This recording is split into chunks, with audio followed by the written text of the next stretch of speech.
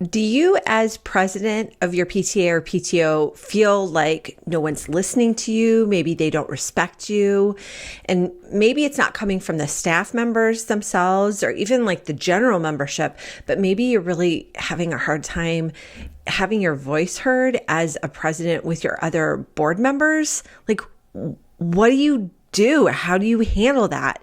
And it is such a difficult situation and uncomfortable for sure. And that is kind of a question that I had from a reader who said, like, how can I regain their trust? I feel like I'm young. They don't respect me. People have been there for a while and they're just not listening to me. And so, like, how do I regain their trust? So first I would say, I want you to like kind of reframe how you're thinking of being president, because you're not supposed to be in control as president. That is one of the biggest misnomers of running a PTA or PTO, is that the president is the one who's in charge. You kind of are, but you're mostly not. So you are mostly like the person that's supposed to be the lead delegator, the person that's making sure everything is getting done. You're the main contact, like point person for your group, the one person that kind of can connect everybody else. So you're less of the lead decision maker. In fact, you probably don't have a vote in most cases, because most bylaws put that the president doesn't have a vote, except for within these very limited circumstances. And that is because the president holds a lot of power already and a lot of sway. So even if you don't have an official vote, people probably know how you feel about something, and they're going to take that into consideration when they are voting themselves, for example. So really, I want you to start thinking of yourself as not as the person in control, but kind of the ringmaster of a circus. And not because PTOs are circuses, although sometimes they can be a bit of a hot mess. And so you do feel like a ringleader trying to corral everybody into their own little stations.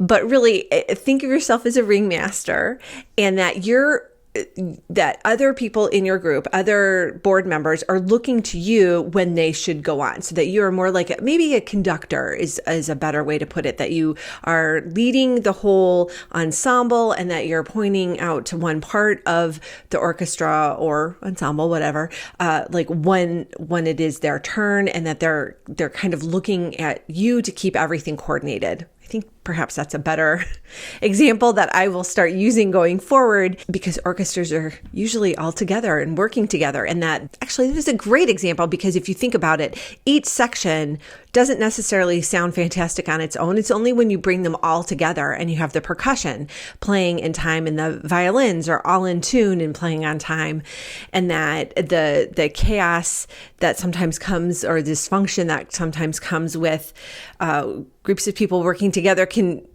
kind of be perfectly illustrated by those out of tune string instruments. So yeah, anyway, you're the conductor, kind of making everything kind of flow. So I think that's a more useful way to think of your role. And then as far as regaining trust, first, some people are just jerks and they're never going to like you for whatever reason. And sometimes, in most cases, I think it really has nothing to do with you personally. Like, this has been not a lifelong issue, but something I've encountered throughout my life a lot, because I am a very confident person. And sometimes people don't know what to do with that, because a lot of people are not confident. And so they're not so bold. So people either tend to love me or hate me. And I'm cool with that, because I am not everybody's cup of tea. I'm a strong cup of tea. So maybe you too are a strong cup of tea, and that's okay. So I guess what I'm trying to say is you're not going to please everybody. So the way that I would regain their trust is to actually not try to work for them at all. I would do the very best job that you can do to be that conductor, to keep all of the sections in sync and fire and playing on tempo and on time, and you're starting together and you're ending together, and that you're going to show that they should trust you, not just to them, but to kind of everybody, by demonstrating your competence, by demonstrating that you are a team player, by listening to everybody, by making sure everyone is heard. So at meetings, for example, when someone makes a motion, like, this is like the whole reason why we have Robert's Rules of Order, is just to kind of basically keep everything in order and make sure everybody is heard. So the presidents can never move. They can never make a motion. They can facilitate the discussion by asking if there is a motion once they've heard like the same topic come up and like the same topic points come up and they're just being repeated. Then you can say, oh, it sounds like we're ready to move on. Does anybody want to make a motion at this point, or should we table this to another time, right? That's your form of control, but that's not shutting down the conversation. That's just kind of leading everybody in the direction to a resolution so that you're not stuck spinning your wheels. So you're going to show your competence. You're going to, like I said, make sure everyone is heard, or try your best, because sometimes people don't voice their own voice their own voice. That sounds stupid. You know what I mean? Sometimes people don't speak up and then they like to blame others. Well, that's your own darn fault for not being an adult. So I always advocate and always tell people, put on your big girl panties and just do it, because if you feel really strongly about something, then you should say something. Don't blame others for not stepping up, basically. I also want you to be sure to acknowledge others' experience and don't dismiss it. Now, I don't think in particular this reader has this issue. The way you phrased everything in your question to me didn't really sound like you were dismissing them. I want you to be alert to the fact that that could be an issue, that maybe they're feeling like they're not being acknowledged, and that may not have anything to do with whatever you're doing or not doing. That possibly could be on them, but that is probably an issue going on here, because I know that's been something that's happened with me in the past when I had a very young leader who, I don't know where she was getting her information from, but she basically dismissed everybody that had a lot of experience, and she made a lot of mistakes along the way, and it was a bumpy ride. And it would have been far easier if she had consulted with the people who had been there for a number of years and had been involved and had seen and done and knew how things would probably turn out if you went with decision A versus decision B. And so, yeah, don't dismiss that experience, like harness it. If some people are really being a total pain in your patootie, then I would reach out to them individually and try and forge a relationship. I find that sometimes things get lost in translation or just miscommunication. For example, kind of earlier in my PTA career, we were trying to do a joint carnival. I use this example a lot because carnival was actually a very big thing that I helped to put on for 6-7 years, something like that. So it was very big. I spent a lot of time working on carnivals. So it's always my go-to example. I need to come up with others. I acknowledge that. We were working to have like a joint carnival with all of the lower elementary schools. And actually not just doing carnivals, but like some other events too. And there's this one president and like, we just did not get along.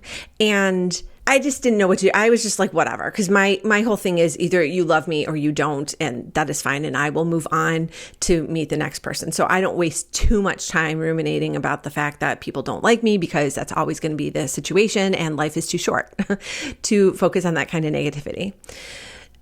But as it turns out, there was a third friend who said, to the president who didn't like me, like a common friend, she goes, you really should give Christina another chance. Like sometimes she comes off the wrong way, but she really has the best of intentions. And so you should really give her another chance. Well, don't you know that other president is one of my very best friends now, like all these years later. And it didn't actually take that long to happen.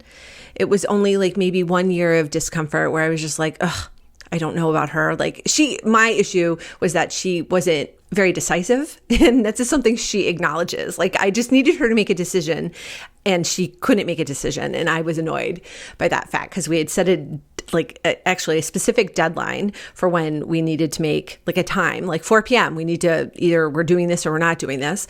Yeah. So that was my frustration because I was like, we agreed to this and we still don't have a decision, and like, come on, people. And so anyway, we were not friends, I would say. And now she is one of my absolute most dear friends. So I think there was just a bit of a miscommunication that happened. And now we are like I said, very good friends. She is someone I can always count on for PTO stuff. And so I am glad that that kind of third friend said something, because that was has made a huge difference in my life personally. So these have been a lot of personal Christina stories, but I hope you understand, like, that is one of the beauties of me having so much experience and getting to talk to you about this, because I have been there and it hasn't all been rosy. I kind of present that it's more rosy only because I'm to this point, right? I have been active in my kids' PTAs for 13 years now, because I have a senior, and yeah, so I have a lot to share. So anyway, so I hope this is helpful for you to kind of understand, tweak your mindset. Like, because this is not all about you. It's never about you in most cases, almost never about you in most cases when other people are having a problem. Like, a lot of it is their own junk that they're trying to push onto you or project onto you. I really feel like just kind of keeping in mind everything I've said, just do your best. If you are serving from the right place, like if you have the right intentions, I think in the end it'll all wash out. It might be a little bit of a bumpy ride, as it was with my very good friend there at the beginning. I think if you just keep at it, I think it'll all work out in the end. Just might take some time. I think this was on TV, or maybe, I don't remember. I just heard this recently. I don't remember where I heard it from. It'll work out in the end, and if it hasn't worked out, it isn't the end yet. And I thought that was kind of very optimistically wonderful. So just keep at it until it works. I totally hope you have enjoyed this video. It's more personal than I normally get and talked about more issues. So I hope you enjoyed it, and I will see you in the next one. Want even more guidance on how to be a stronger leader so you can run a better PTO or PTA? All these resources and more are waiting for you at PTOanswers.com.